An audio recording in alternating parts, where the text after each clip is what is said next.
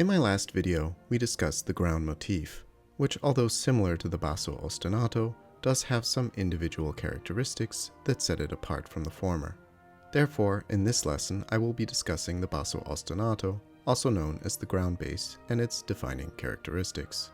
As with the ground motif, the Basso ostinato differs in that it is longer and sets up a framework that lends itself to a concrete progression with a cadential structural underpinning in the bass that repeats in chains, either unaltered or developed via sequencing, modulation, passing or neighbor tones, or small intervallic permutations, and can be anywhere from 2 to 4 measures long. When I say it must have a cadential underpinning, what I mean is that the ground bass generally sets up the material that can be used in an entire progression,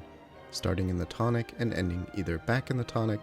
or on the dominant to set up the recommencement of the ground bass in the tonic again. This is different to the ground motif, which is generally motivic or melodic in its construction and far shorter, with no particular obvious establishment of a cadential underpinning, as demonstrated in the examples I showed in my previous video on the ground motif. Another difference to be considered is that due to the duration of the ground bass, it, unlike the ground motif, can be used as the structural basis for an entire piece or formal section of music, whereas the ground motif can at most be used in shorter sections or fragmentary musical interjections within a larger work. In its simplest manifestation, the ground bass can be demonstrated in a piece of music like the canon from Pachelbel's Canon and Gigue in D major. In this case, the cello part lays out a ground bass that does not alter at all for the entire duration of the canon, and lays out the harmonic structure for the entire piece, and in turn the necessary foundation over which a canon is built.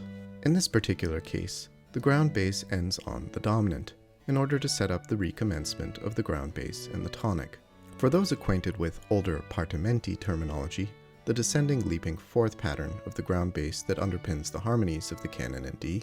is also known as the Romanesca. I discussed this progression or sequence in further detail in an older video of mine titled The Pachelbel Progression, as well as in a video about suspensions I released as part of my diatonic voice leading course series for channel members, which I'd recommend you follow if you are not a channel member yet, especially if you are searching for stricter old-fashioned theory lessons presented in a streamlined and no-nonsense fashion, without much of the pollution of contemporary and, dare I say, confused and incorrect standard practice music theory instruction. But enough promotional talk. Let's get back to the topic at hand. Another masterful use of the ground bass can be found in the Crucifixus from Bach's Mass in B minor. This piece not only demonstrates Bach's ability to generate boundless variation from one ground bass figure, but also uses the famous descending chromatic tetrachord of the lament bass, a topic worthy of its own video. But for those who are curious, there are plenty of other YouTube videos that discuss the lament bass.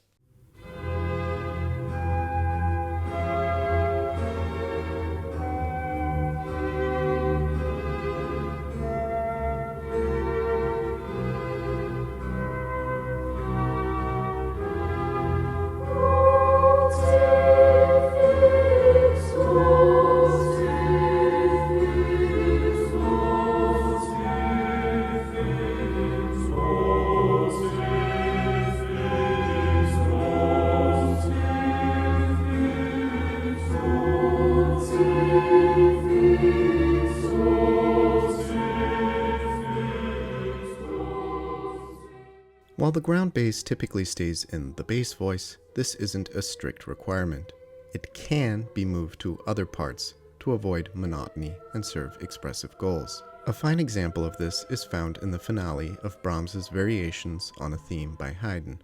where the ground bass transitions into the tenor voice and later modulates into minor and appears in the soprano before returning to the bass voice.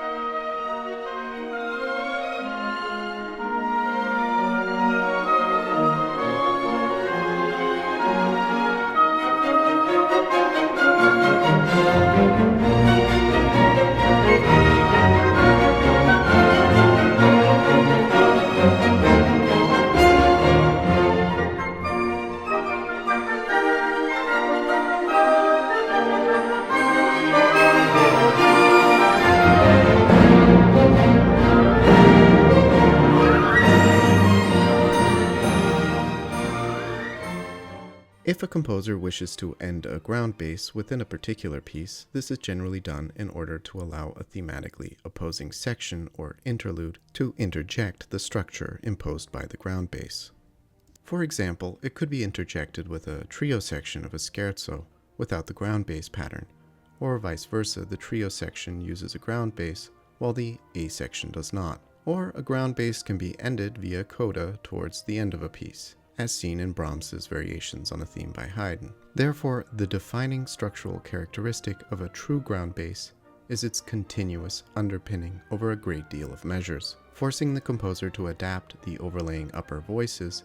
in ever more different and clever ways. This is done effectively in longer works by continuously reharmonizing the overlying harmonies in order to avoid the same dominant tonic cadential structure of the ground bass in its subsequent repetitions. A simple example of this is found in the second aria of Henry Purcell's opera Dido and Aeneas, whereby the ground bass, after being briefly presented in the dominant harmony, returns to the ground bass in the tonic, but is reintroduced not via a tonic harmony, but rather via a quasi-Neapolitan sixth of the dominant harmony.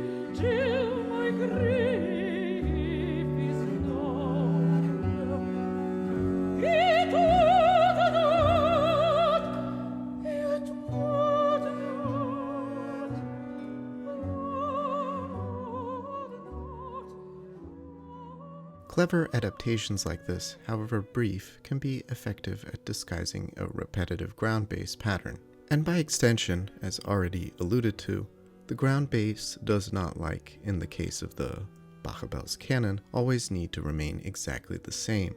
In fact, it is prudent, much like with the ground motif, to adapt the structure of the ground bass as needed, via changing the scale degree it begins on, or modulating it,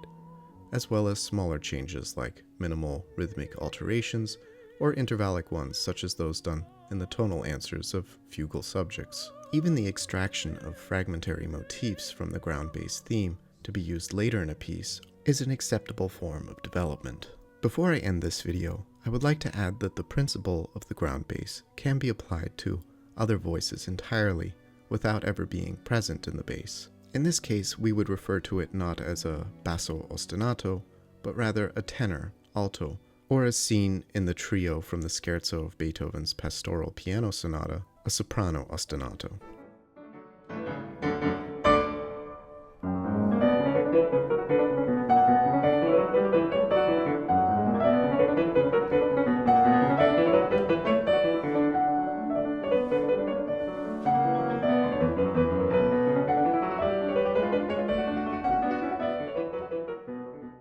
As with all things in composition, the creativity and ingenuity of the composer to adapt and work with a ground bass, either of their own creation or via an existing tried and true ground bass pattern, such as the lament bass or romanesca, is what differentiates the great composers from the mediocre ones. For while a ground bass might seem a simple concept to write music over, the greatest challenge is creating something compelling and interesting out of it.